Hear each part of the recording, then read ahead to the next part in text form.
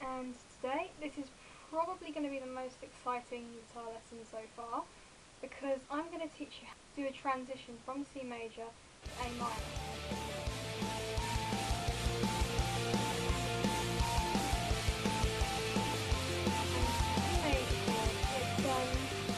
It consists of the first 3 frets, so slightly similar to the D minor that we learned last time. And each finger is on a different fret, so it's a bit more of a stretch for this first chord that I learned, and as a beginner it wasn't too bad. It also uses the technique of muting that 6th E string.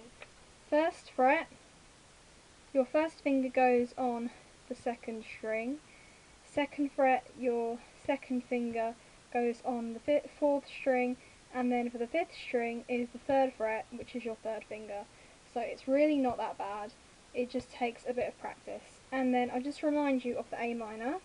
It consists of the first 2 frets, muted the top string, and it was 1st finger, 1st fret, 2nd string, 2nd finger, 2nd fret, 4th string, and then 3rd finger, 3rd string, 2nd fret. And the transition is so easy because you may notice this 3rd finger here for the A minor was up here for the C, and that's the only finger you need to move to do the transition. So the C, as it told me to, 1st fret, 1st finger, 2nd string, 2nd finger, 2nd fret, 4th string, 3rd finger, 3rd fret, 5th string. Muted top 1 using our thumb, and that's our C.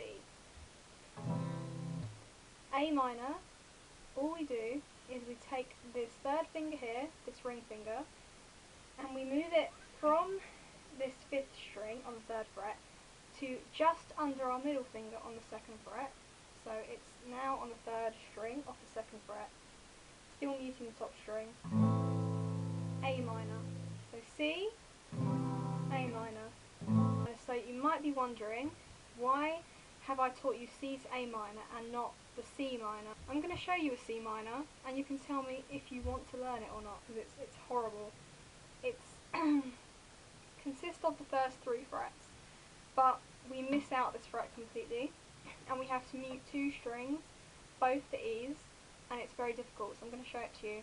So it's 1st finger, 1st fret, 4th string, so that's our 4th string, 2nd finger, 1st fret, 2nd string, 4th finger, so it's we're using our pinky now, and it's 3rd fret, 5th string, so it's up here. Now this seems alright, it's not that bad, but imagine trying to transition from another chord to the C minor. It's really not that forgiving, and on top of that, it sounds distorted, so we need to mute this top string using our thumb and the bottom E string. I don't know how to do that, so I'm just going to lightly place my ring finger against that bottom string, stop it from making a noise, and it's basically going to sound like this. I can't even play. I'm going to try and find a method of barring that chord, because I know the bar will be a lot easier to play, but I haven't taught you bar chords yet, so we're going to come back to that. But that'll be really interesting because then you'll learn a lot more theory with the bar chord. So our transition is from C, which you already know how to play your C, to your A minor. Now then, I'm going to teach you the introduction to a song called Alleluia by Leonard Cohen, because what is the point in learning a chord if it's not going to come into any use? I believe it's in 6. Most songs will be in 4. So that's probably, this song isn't the best example, I'm really sorry, it's just it uses these chords. Whenever you strum downwards, it's going to make a lower sound than when you strum upwards, because when you strum downwards, you will be hitting these bass notes here. By bass, I mean these are what you would call your bass strings, and then what you call your snare strings. I'm going to put this into a bit more practice for you, and let's think of a drum. The bass drum is the dun dun dun, so and then your snare drum is the kind of sound, it's like that so like boom cha boom cha. So we're going to think of it as 1 2 3 4 5 6, 1 2 3 4 5 6, and I know that's ridiculous because I haven't even taught you in 4s yet, but we're going to work with that today. So we're just going to count 1 to 6, and it's got to have that kind of rhythm to it in order for it to sound more entertaining, so that idea of that. 1, 2, 3, 4, 5, 6, 1, 2, 3, 4, 5, 6. So just get that in your head. 1, 2, 3, 4, 5, 6. Emphasising the 1 and the 4. And then we go 1, 2, 3, 4, 5, 6. 1, 2, 3, 4, 5, 6. On the C.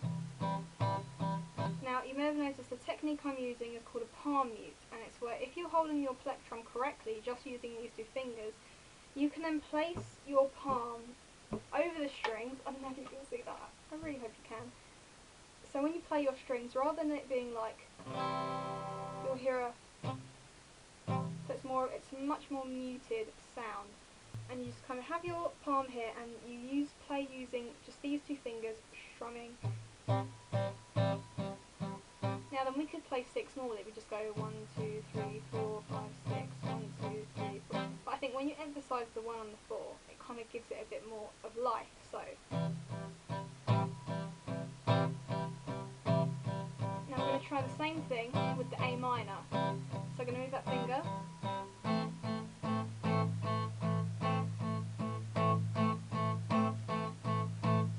We're going to have to transition with those chords for the song, because you can't just play one chord the whole time, otherwise it would sound boring, and it doesn't fit in with the notes that you'll be singing, I think.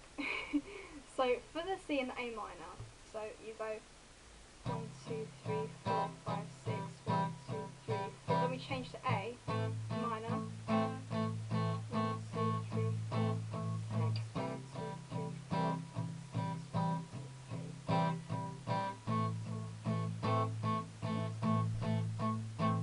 So we're doing 2 lots of C, if you want to think of it that way, and then 2 lots of A. So I'm not going to teach you the whole song, because it includes bar chords.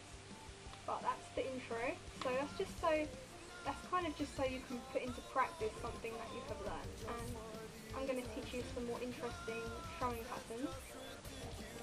One of which, my favourite, is it's kind of like almost like a country kind of rhythm, but you'll recognise it from the Green Day song Good Riddance, Time of Your Life.